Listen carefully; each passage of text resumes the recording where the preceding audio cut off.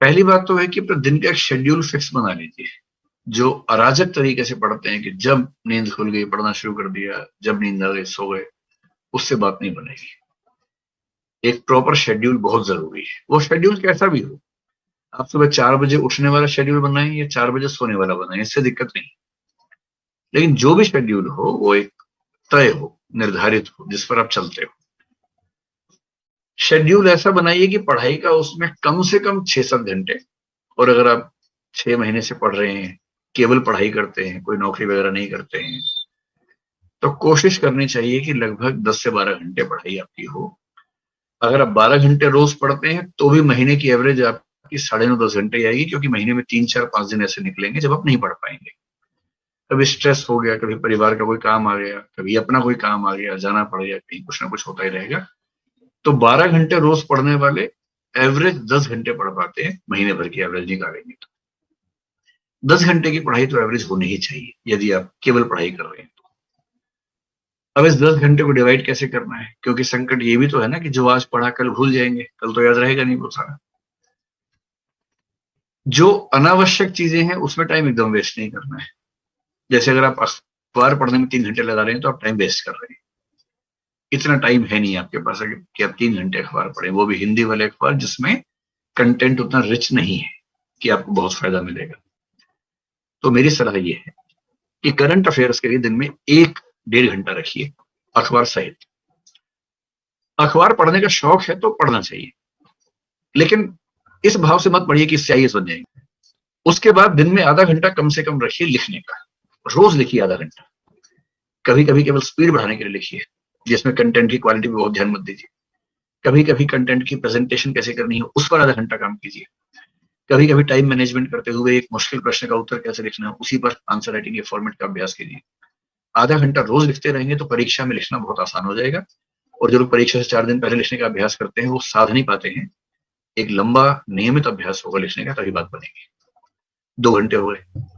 अब जो आपके पास बचे 7-8 घंटे मान लेते हैं पढ़ने के बचे हैं, उनमें कम से कम 5 घंटे पढ़िए नया। कम से कम 1 से 2 घंटे रिवीजन के रखिए मिनिमम। और हो सके तो सप्ताह में एक दिन, चाहे संडे का दिन, कुछ नया मत पढ़िए, पीछे का रिवाइज कीजिए। और इसके अलावा हो सके तो महीने के आखिरी 2 दिन, संडे हो या कोई भी दिन हो, उन 2 दिन के लिए कोई नया टारगेट मत रखिए, केवल रिवीजन रखिए। मनोविज्ञान का बहुत सामान्य नियम है कि यदि आपने किसी कंटेंट को 3 बार ठीक से रिवाइज कर लिया तो वो आपकी मेमोरी में स्थायी हो जाएगा। जैसे आपने 3 तारीख को कुछ पढ़ा, तो 3 तारीख को जो पढ़ा है उसकी एक रिवीजन 3 या 4 तारीख को ही हो जानी चाहिए, जो डेली टाइम आपका है। उसकी अगली रिवीजन उस सप्ताह के अंत में हो जानी चाहिए, संडे के दिन कर लीजिए, तो वो आपकी एक वीकली रिवीजन हो गई। उसकी तीसरी रिवीजन महीने के आखिरी दिन में हो जानी चाहिए, जहां आपने किसी कंटेंट को उस दिन, उस सप्ताह के अंत में और महीने के अंत में 3 बार रिवाइज कर लिया ठीक से, तो फिर वो आपकी स्मृति में लगभग स्थायी हो जाता है। इतना स्थायी है कि एग्जाम से पहले उसको जैसे देखेंगे आपको याद आ जाएगा, उतना ही चाहिए परीक्षा की। तो टाइम मैनेजमेंट का एक मोटा मोटा खाका मैंने आपको बता दिया। एक तो शेड्यूल बनाइए, एनुअल, मंथली, डेली, कि पूरे साल का टारगेट ये है। साल के टारगेट को महीने में बांट के देखेंगे तो जनवरी में ये, फरवरी में ये, मार्च में ये, मोटा मोटा क्लासिफिकेशन कर लीजिए। फिर महीने का टारगेट ध्यान में रखते हुए डेली टारगेट बना लीजिए कि आज मुझे इतना पढ़ लेना है। और फिर जो शेड्यूल बनाएंगे उसमें मैंने आपसे पहले ही कहा कि शेड्यूल मानवीय बनाइएगा, बहुत मुश्किल मत बनाइए कि जो पूरा करना संभव ना हो। वरना क्या होगा, 2 दिन आप शेड्यूल पे चलेंगे फिर हाफ के बैठ जाएंगे, उसका फायदा नहीं है। उतना ही रखिए जितना सामान्य रूप से संभव है। और मनुष्य बने रहने का सारा रास्ता निकालिए, हंसी मजाक, मनोरंजन, दोस्तों से बातचीत, खेल कूद, सैर, इस सब का समय जरूर रखिए, वरना शेड्यूल चल नहीं पाएगा। तो पूरी बात का सार, 24 घंटे में से केवल 10 से 12 घंटे पढ़ाई को देने हैं, बाकी 10 से 12 घंटे या 12-14 घंटे बाकी चीजों के लिए। जो 12 घंटे पढ़ाई के लिए हैं या 10 घंटे पढ़ाई के लिए हैं, उनमें से 1.5 घंटा करंट अफेयर्स अखबार सहित, आधा घंटा कम से कम लिखने का अभ्यास प्रतिदिन, ये 2 घंटे हो गए। 2 घंटे कम से कम रिवीजन के रोज, सप्ताह में एक पूरा दिन और महीने के अंत में 2 पूरे दिन अलग से, यानी कि महीने में 6 दिन रिवीजन के रख लीजिए। बाकी 24 दिनों में रोज 5 से 6 या 7 घंटे नया पढ़िए।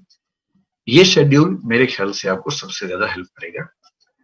जो 5 से 7 घंटे पढ़ना है वो आप एक चीज भी पढ़ सकते हैं, बांट भी सकते हैं।